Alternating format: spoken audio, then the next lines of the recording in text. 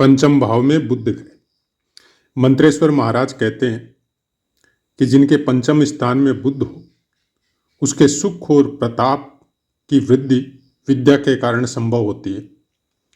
पुत्र रत्न ज्यादा होते हैं और संतान की मात्रा भी ज्यादा हो सकती है और पुत्रियों की भी मात्रा ज्यादा हो सकती है। तो वर्तमान समय में इसके फलों में कोई विशेष ऐसे नहीं बोला जा सकता, क्योंकि एक्सटर्नल उपाय बहुत ज्यादा है और संतानों को सीमित किया जा सकता है।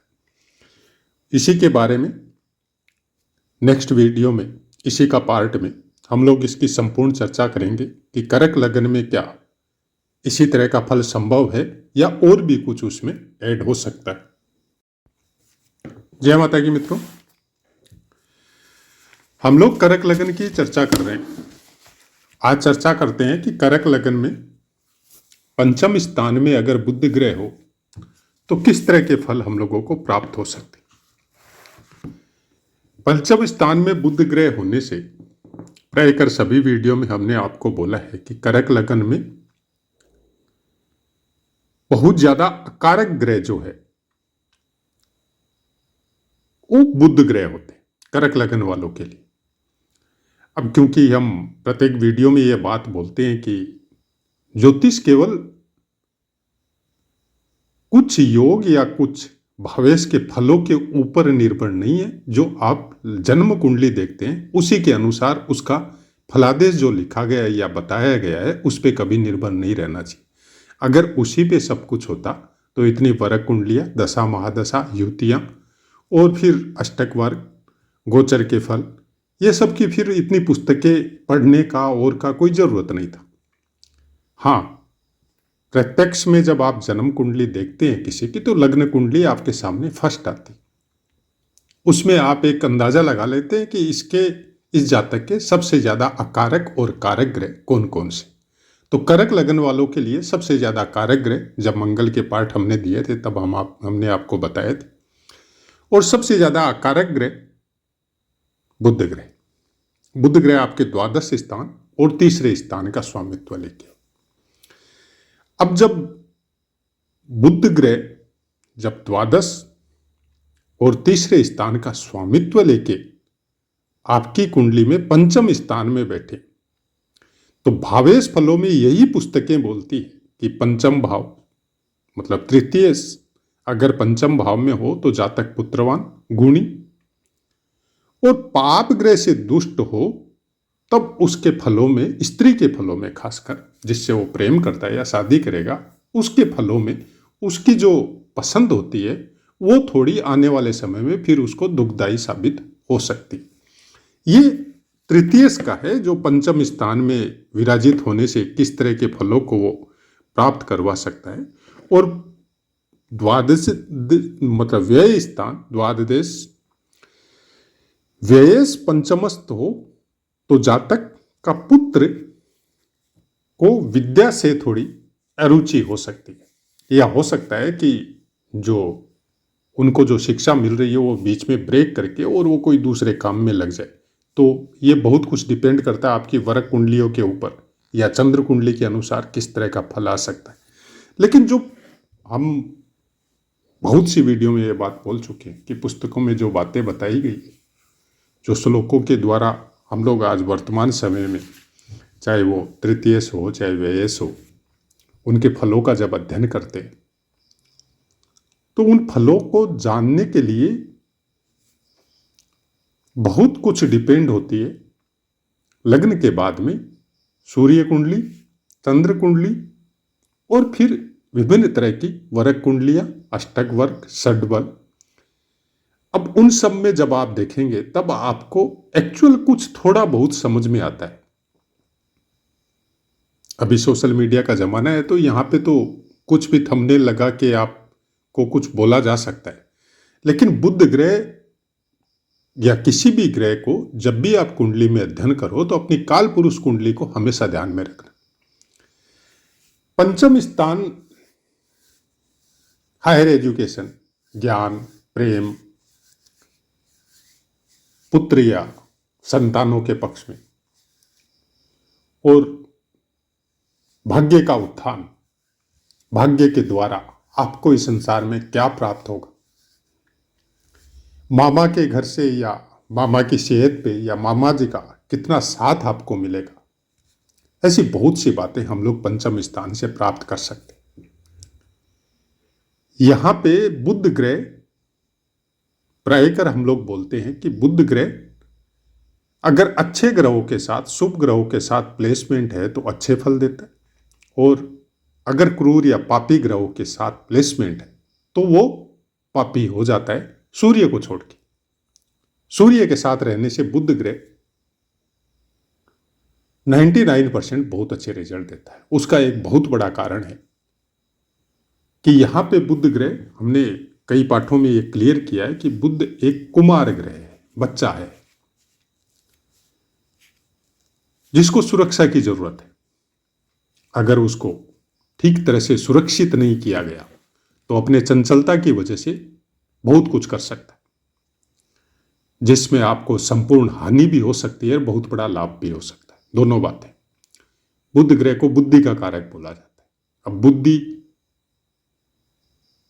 प्रायकर बुद्धि एक तो स्व उपार्जित होती है जो समय के साथ साथ परिवर्तन होते जाती है, और एक बुद्धि वो है जो हम लोग बच्चे को नींव बनाते समय, बच्चे को बड़े करते समय संस्कार स्वरूप उसके दिमाग में सेट करते,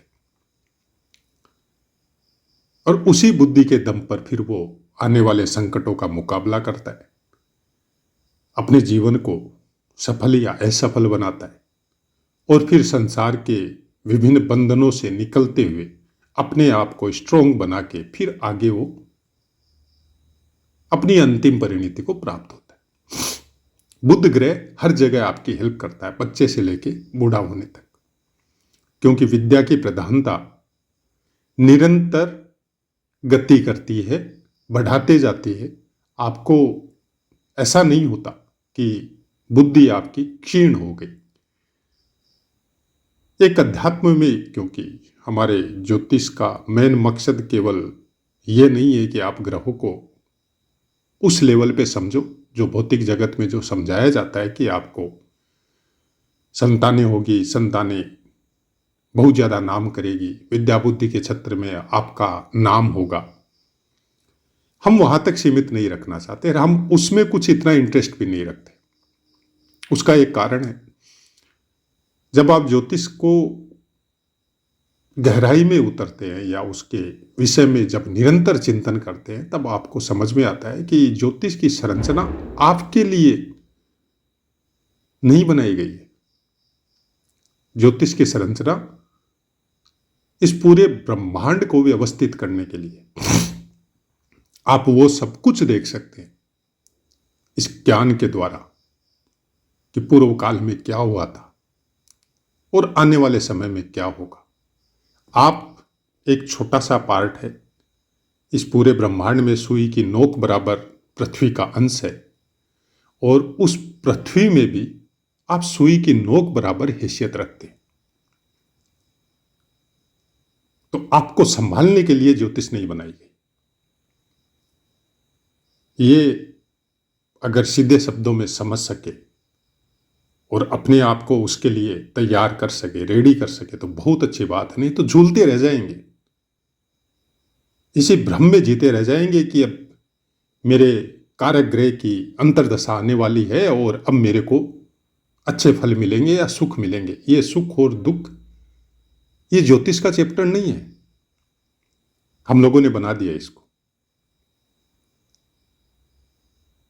अब इसको किस तरह से शब्दों में आप समझ सकते हैं, हम इतने वो ज्ञानी नहीं है कि शब्दों का आडंबर लगा के आपको अच्छे अच्छे शब्द प्रोवाइड करवा के कुछ अच्छे खूबसूरत वीडियो बना के आपको बता सके। हम बुध ग्रह को उस लेवल में समझते हैं कि आप हृदय से निर्मल कैसे। पहले के पाठों में भी हमने क्लियर की है ये बात। अगर आप अपनी बुद्धि को तर्क के साथ जोड़ते हैं, और वो भी पॉजिटिव वे में, एक तो नेगेटिव तर्क होता है कि आप कुतर्क करते जा रहे हैं और सामने वाला कोई ज्ञानी या कुछ हैसियत रखता है बुद्धि के मामले में, तो फिर वो आपके कुतर्क का रिप्लाई नहीं देगा, वो आपसे हार मान के आपके सामने से हट जाएगा और आपके कुतर्क का लेवल फिर और ज्यादा बढ़ जाएगा। और यह नुकसान किसको करेगा? आपको करेगा, दूसरे को नहीं करेगा। बुध ग्रह बोलता है कि आपका सही तर्क अगर सामने वाला काट सकता है और वो अपना सही तर्क आपके सामने रख सकता है, तो आप उसकी मानिए। जैसे बच्चा आग के पास जाता है और हम लोग बच्चे को समझाते हैं कि नहीं, हाथ जल जाएगा, और बच्चा खुद ट्राई करके जब देखता है कि नहीं, हकीकत में हाथ जलता है, थोड़ा सा और नजदीक हाथ को करता है तो उसको गर्मी महसूस होती है, तो हट जाता है और वो समझ जाता है कि आप उसको सही बता रहे हैं। तो फिर वो आपको अपने से ज्यादा बुद्धिमान मानेगा, हर बात आपकी मानेगा और आपके कहे अनुसार चलने की कोशिश भी करेगा। यही होता है नेगेटिव बुद्धि और पॉजिटिव बुद्धि का इफेक्ट। अगर नेगेटिव बुद्धि है तो वही हाथ या अंगार या उस जलती हुई कोई चीज को हाथ में लेके, हाथ जल रहा है लेकिन मजबूत होके यही बोलेगा आपको कहां जल रहा है, आप भी डाल के देखिए, नहीं जलता है, इस आग से हाथ नहीं जलता। अगर आप समझदार है तो उसको बड़ा बना के आप निकल जाएंगे और उसको उसी अवस्था में छोड़ के आप अपना रास्ता चेंज कर लेंगे, चाहे वो आपके कितने ही नजदीक हो, क्योंकि आपको समझ में आ जाएगा। इसको समझाना बहुत मुश्किल है। अब परिवार में वो हो सकता है, आपके बच्चे के रूप में वो हो सकता है, या और कोई नाता रिश्तेदार हो सकता है। तो फिर ये नेगेटिविटी उसको अपने जीवन के लिए हमेशा नुकसानदायक साबित होगी। कुछ मतलब ज्यादा तरक्की या ज्यादा वो कुछ कर नहीं सकेगा अपने जीवन में। लेकिन जो तरक्की को स्वीकार करता है, और बुध ग्रह पंचम स्थान में रह के हर अच्छे तरक्की को स्वीकार करने की प्रेरणा देता है आपको। हर तरह की बुद्धि के अनुसार वो अपने आप को ग्रो करता है, सीखता है जीवन भर। ऐसा नहीं है कि वो एक सीमा तक ही सीखेगा, नहीं, वो लास्ट तक सीखेगा। ऐसे इंसानों का मेमोरी पावर बहुत बड़ा होता है। और ये अगर मंत्र में, तंत्र में, शास्त्र में, ज्योतिष में, धर्मोपदेशक में, या कुछ ऐसी वस्तुओं में जिनमें विशेष रुचि हो, जो प्राचीन हो, जो रहस्य से संबंधित हो, जो पुरानी वस्तुओं से कनेक्टेड हो,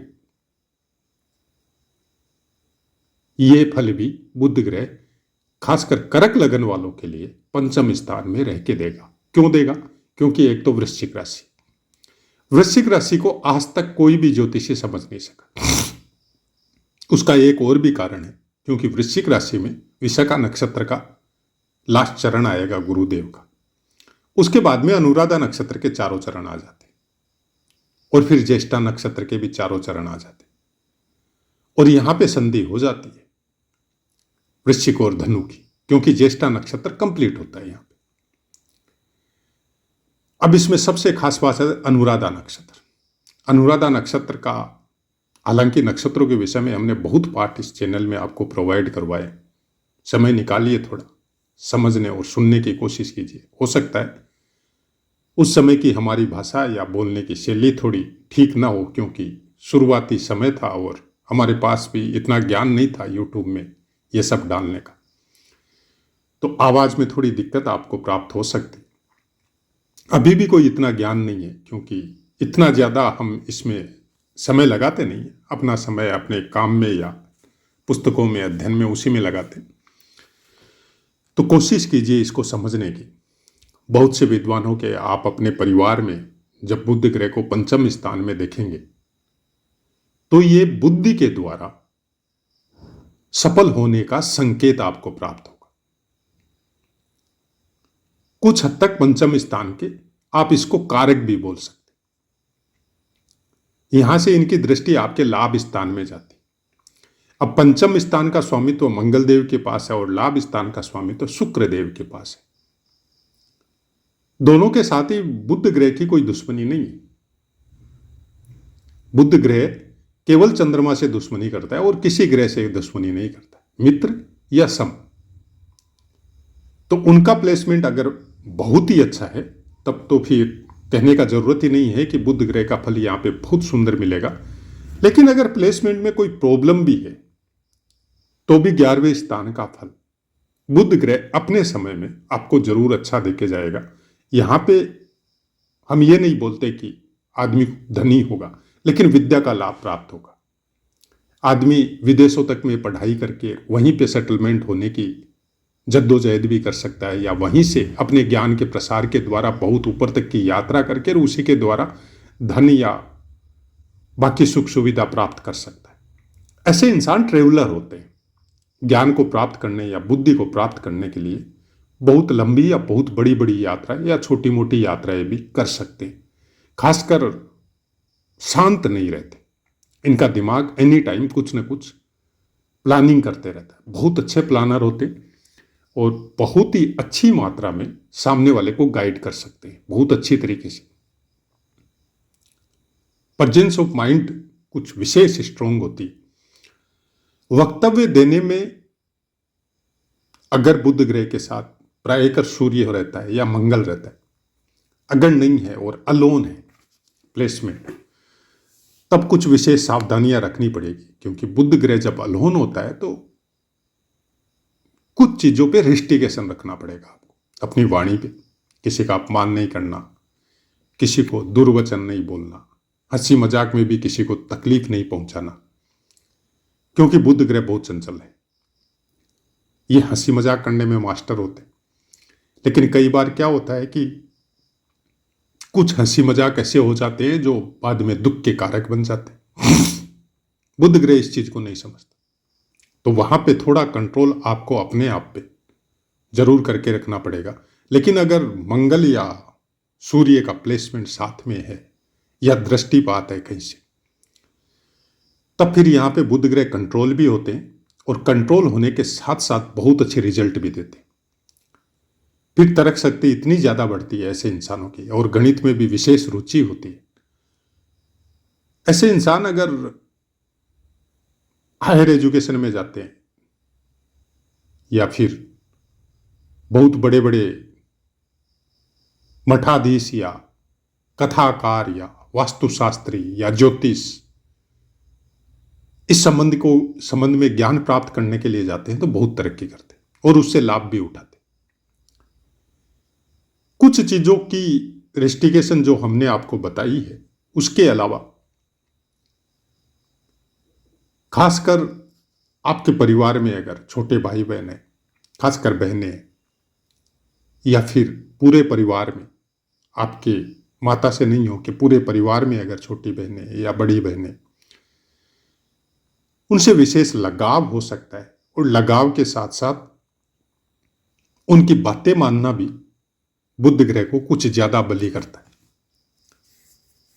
कई बार क्या होता है, अकारक ग्रह भी आपको बहुत अच्छी उन्नति प्रदान करवाते हैं। जरूरत है उस स्थान से कनेक्टेड चीजें आपको अपने जीवन में उतारने की। अब 12वां स्थान व्यय स्थान, आप अगर अपने ज्ञान का व्यय करते हैं तो 12वां स्थान आपके साथ जुड़ जाता है। व्यय क्या करना है, जैसे अपने से निम्न श्रेणी के कोई बच्चे हैं या कोई ऐसे जिनको समझ में कुछ चीजें नहीं आ रही है और आपको उसका बहुत अच्छा और भरपूर ज्ञान है, बिना कोई धन लिए, बिना कोई स्वार्थ के अगर आप उन बच्चों को अपनी ट्यूशन देते हैं या ज्ञान प्राप्त करवाते हैं, तो यहां पे बुध ग्रह फिर अलाइन हो जाता है 12वें घर के साथ। फिर तीसरा घर भी सुधरता है, क्योंकि पराक्रम का विशेष योगदान होता है ये सब कार्य करने के लिए, और पराक्रम के बगैर आप कोई भी इंसान कुछ नहीं कर सकता। हालांकि तीसरे घर को कोई विशेष अच्छा नहीं बोला जाता है। त्रिषड आय मतलब तीसरा, छठा और 11वां स्थान, ये बहुत कुछ नेगेटिव इफेक्ट देते हैं, लेकिन नेगेटिव से ज्यादा पॉजिटिव इफेक्ट भी देते हैं। जरूरत है इन भावों को समझने की। इन भावों से कनेक्टेड चीजें अगर आप उस ग्रह से अपने आप को करने लग जाए तो वो ग्रह भी फिर आपका पॉजिटिव रिजल्ट आपको देना चालू कर देता है। ऐसी ऐसी कुंडलियां हमारे पास भी पड़ी, हमारे परिवार में भी, जिनके अष्टम स्थान के स्वामी की महादशा में उन्होंने सबसे ज्यादा ग्रो किया। तो ये चीज भूल जाइए कि कोई तीसरा स्थान, छठा स्थान 12वां स्थान, 8वां स्थान, कोई खराब है। अगर खराब होता तो ये स्थान ही नहीं बनते। ऐसा कोई स्थान नहीं है इस ब्रह्मांड में जिसको खराब बोला जाता है। हर स्थान अच्छा है, क्योंकि सब स्थानों की जरूरत इंसान को जीवन से लेके मृत्यु पर्यंत जरूरत पड़ती है।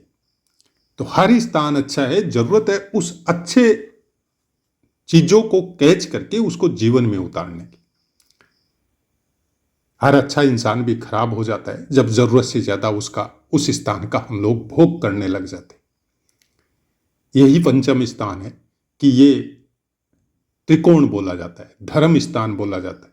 और उसमें अगर किसी ग्रह का भी प्लेसमेंट हो, क्रूर या पापी ग्रह भी हो, तो भी मैक्सिमम टाइम उन लोगों का रिजल्ट बहुत अच्छा प्राप्त होता है।